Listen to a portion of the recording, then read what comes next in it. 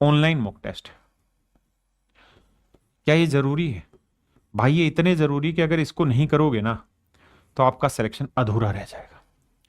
अगर आप इसको तैयार ही नहीं करेंगे तो आपका सिलेक्शन अधूरा रह जाएगा। Online mock test.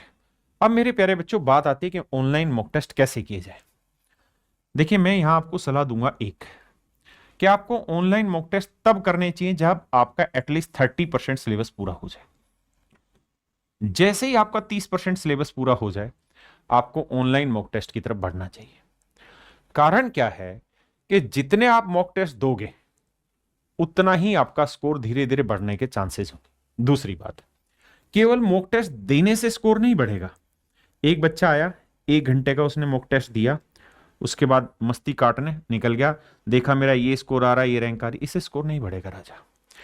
हमें यहां एक काम करना होगा और वो है एनालिसिस। एनालिसिस जिसका मतलब होता है कि हम इस पे व्याख्या रखें, मतलब इसका विश्लेषण करें हम, कि भैया मैथ में आज 20 सवाल थे, उसमें से मैं 30% चैप्टर पढ़ चुका हूं सर से यूट्यूब पे, तो जो चैप्टर मैंने पढ़े उनमें मेरी गलती कहां हो, किस सवाल में मेरा सबसे ज्यादा समय लग गया।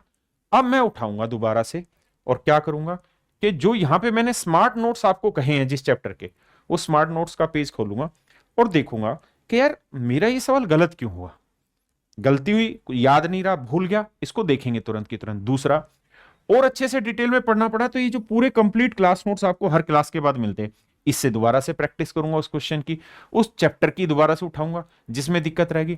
यानी असली लड़ाई मेरे राजा ये है कि जब तक हम एनालिसिस नहीं करेंगे, उसका विश्लेषण नहीं करेंगे, तब तक हमारा स्कोर बूस्ट नहीं होगा। मेरे बच्चे आपने हमेशा एक चीज देखी होगी, सचिन तेंदुलकर अपने आप में महानतम खिलाड़ी थे। क्या वो जीवन भर सिर्फ मैच ही खेलते थे या रोज 2-2.5 घंटे प्रैक्टिस करते थे नेट पे? मेरे बच्चे नेट पे जो आप प्रैक्टिस करते थे, सचिन तेंदुलकर या जो भी क्रिकेट खिलाड़ी, वो नेट प्रैक्टिस का एक ही फायदा है कि आप जब क्रिकेट खेल रहे होते हैं ना मैच में, तो उसे यह पता चल जाता है कि मेरी कमी क्या है। मैं आपको एग्जांपल देता हूं। मेरे बच्चे, भारतीय क्रिकेट टीम श्रीलंका में टेस्ट मैच खेलने चली गई।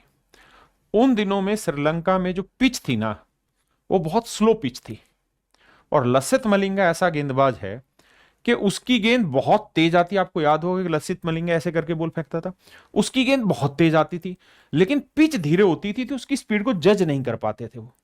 तो सचिन ने क्या किया, पहले टेस्ट मैच में सचिन दोनों पारियों में आउट हो गए बहुत जल्दी। फिर क्या किया उन्होंने, उन्होंने श्रीलंका में नेट निकाला, क्रिकेट नेट जहां पे प्रैक्टिस करते हैं, वहां फर्श पे पानी डाल दिया और इतना पानी भर दिया, और फिर बॉलर लगाया कि तुम बॉलिंग करो।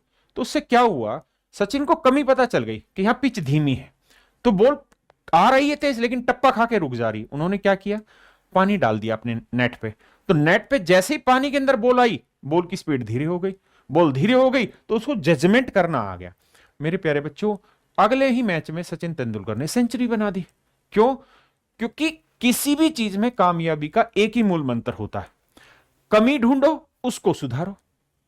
भाई आप एक बात देखो, अगर आपको आपकी कमी पता चल गई और आपको उसका सुधारने का तरीका पता चल गया, फिर कहां दिक्कत है? फिर तो आप सेंचुरी बनाएंगे ही बनाएंगे ना, फिर तो बल्ला सचिन का हवा में आएगा ही आएगा ना। वही मेरे राजा मैं कह रहा हूं कि आपका पहला काम यह कि आप टेस्ट दें, आप गलती ढूंढें अपनी, कि सर मेरे को नंबर सिस्टम में दिक्कत आ रही। नंबर सिस्टम के आज इस मॉक टेस्ट में 2 सवाल थे, मैं एक सवाल नहीं कर पाया, मतलब गलती है। कौन सा सवाल नहीं कर पाया, मैंने उसको देखा।